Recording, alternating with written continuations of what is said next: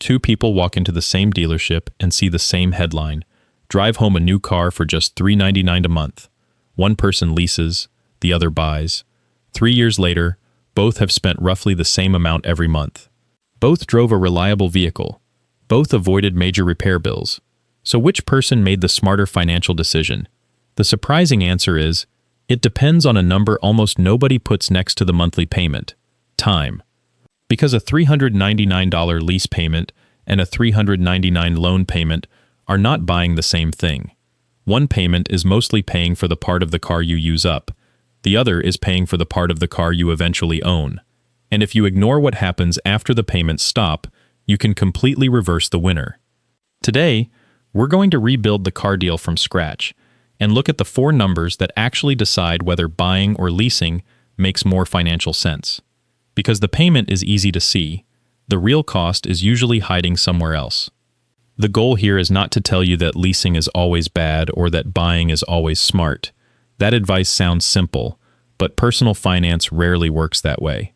A person who drives 15,000 miles a year, keeps cars for 10 years, and hates monthly payments is playing a completely different financial game from someone who wants a new vehicle every 3 years, values warranty coverage, and does not want to deal with resale. The mistake is not choosing the wrong side.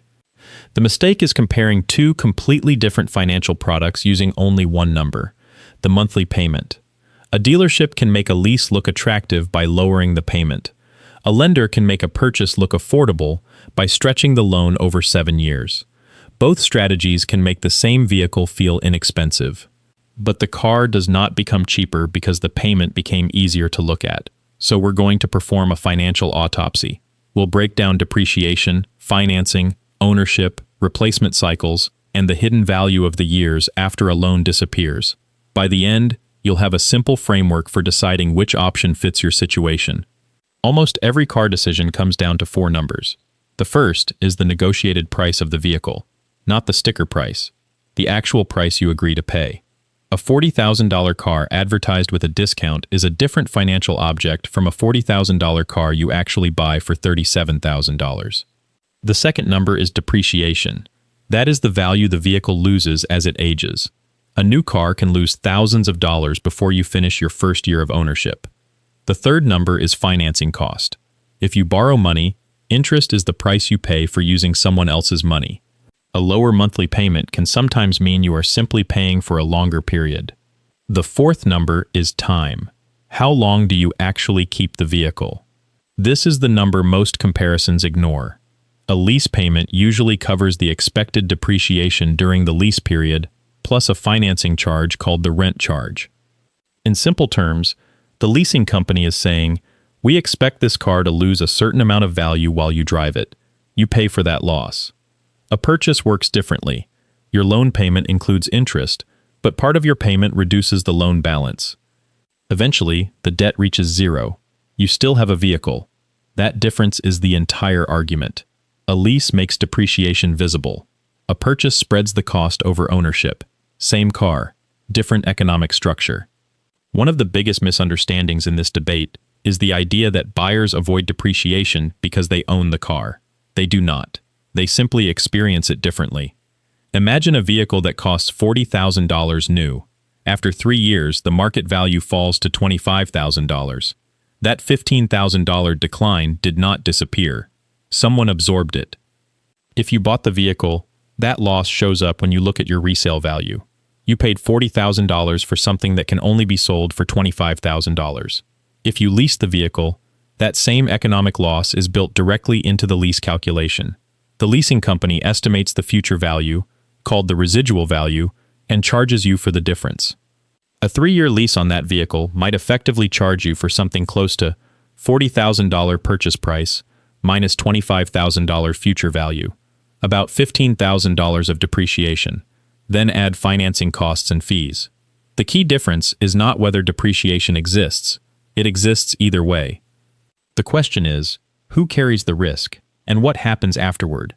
A buyer takes on more responsibility. If the car is worth less than expected, the owner absorbs that loss. A lease transfers much of that risk to the leasing company. But the owner also keeps the potential upside. If the car is worth more than expected, the owner benefits. This is why there is no universal winner. A lease is partly a way to pay for transportation, while avoiding some ownership risk. Buying is partly a way to accept that risk in exchange for potentially owning an asset after the payments end. The payment tells you almost nothing about that trade-off. Here is where the simple internet advice starts falling apart. Sometimes leasing is actually the better mathematical choice. Why? Because some vehicles hold their value unusually well. Remember the residual value we discussed? That number is critical. Suppose one $40,000 vehicle is expected to be worth $25,000 after 3 years. Another $40,000 vehicle is expected to be worth $30,000. The second vehicle only lost $10,000 in value. That lower depreciation can make the lease dramatically cheaper. Manufacturers also sometimes subsidize leases. They may offer incentives because they want to move inventory, promote a new model, or keep customers returning to the brand. A heavily discounted lease on a vehicle with strong resale value can beat buying. This is why saying, "never lease," is not good financial analysis. It is a slogan. The better question is, what is the total cost of using this vehicle for the time I expect to keep it? That question forces you to look beyond the payment. A low payment can be expensive. A high payment can sometimes be reasonable. The math decides. Now let's look at a situation where buying, which is usually considered the safer financial choice, can actually go wrong. Imagine someone named David. David believes he is making the responsible decision. He does not want to lease because he has heard that leasing means throwing money away. So he buys a $40,000 SUV. To make the payment manageable, he chooses a 6-year loan. His monthly payment is around $650. For the first few months, everything feels right. He owns the vehicle. He is building equity. He made the smart choice. But 3 years later, his family situation changes. Maybe he needs a larger vehicle. Maybe his commute changes. Maybe he simply wants something newer, so he decides to trade it in. This is where the math becomes uncomfortable. After 3 years, that $40,000 SUV may only be worth around $25,000 to $28,000, depending on the model, mileage, and market conditions. But because David financed the vehicle for 6 years, he still owes money. He might owe $22,000 while the dealer offers him $25,000. That is not a disaster. He has some equity. But notice what happened. He paid like an owner. He accepted the depreciation, but he behaved like a lessee. He replaced the vehicle before the ownership advantage appeared. This is one of the biggest mistakes people make. They choose buying because they want the benefits of ownership. Then they reset the ownership clock every 3 years. Buying works best when you allow the asset to become cheaper over time. The expensive years are usually the beginning. The financial reward comes later. The first few years are when the vehicle loses the most value. The later years are when you still have transportation, but the major purchase cost has already been absorbed. The problem was not the loan.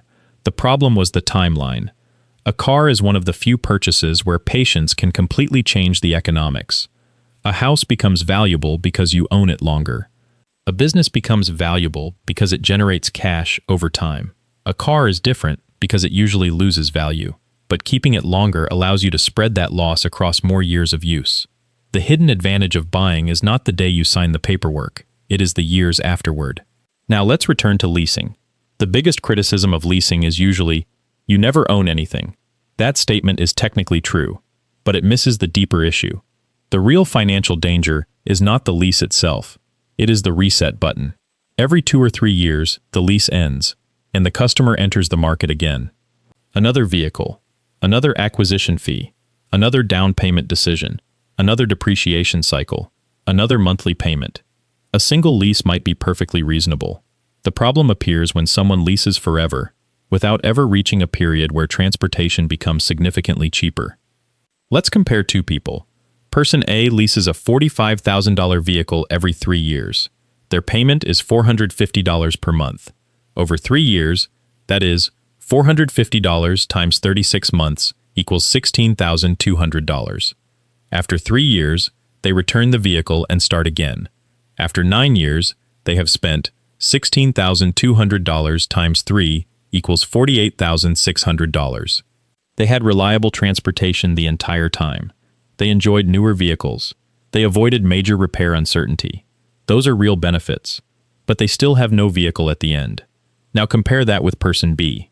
Person B buys a similar vehicle, finances it for 5 years, and keeps it for 9 years. Their payment might be higher during those first 5 years, maybe $750 per month. That sounds worse. But after month 60, something changes.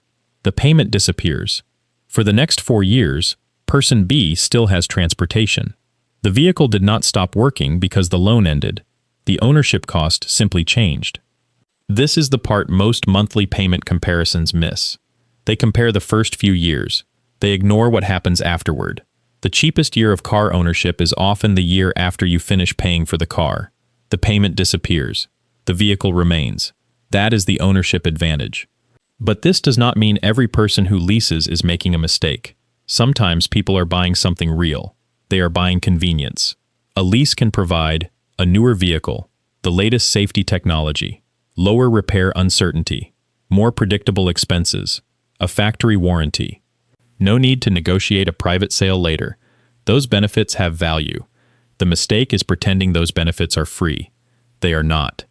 When you lease a new vehicle every few years, you are usually paying a premium for freshness and convenience. That is similar to many other choices people make.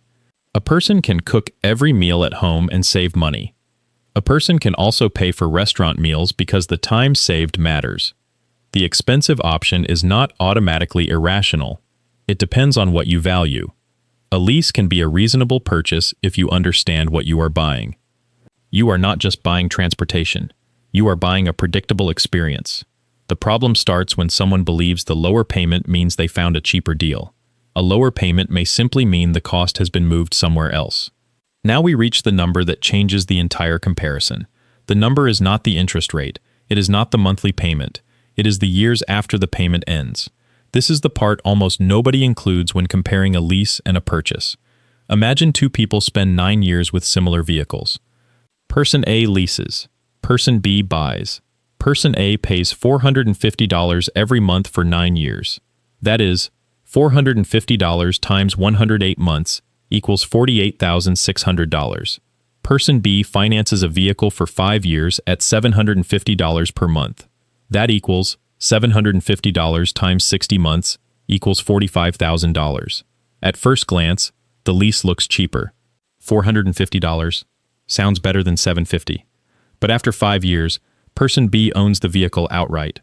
For the next 4 years, the payment is zero. Person A continues paying. This does not mean the owner has free transportation. Cars require insurance, fuel, maintenance, registration, and repairs. But the largest recurring expense, the purchase payment, has disappeared. That creates flexibility. And flexibility has financial value. A person who eliminates a $500 monthly car payment can redirect that money. They could build an emergency fund, pay down debt, increase retirement contributions, invest. A $500 monthly investment over 4 years is not guaranteed to grow to any specific amount. But even without investment returns, that is $24,000 of additional financial capacity. That is the hidden second advantage. Buying can create an option that leasing does not: the ability to keep using the asset after the major payments are finished. Think about it this way. A car payment is like renting space in your budget. A lease keeps charging rent. A purchase eventually gives you the keys to that space. The vehicle is still aging. It is still losing value. But your cash flow has changed. And for many households, cash flow is the difference between feeling financially trapped and having room to breathe. The missing asset was not just the car.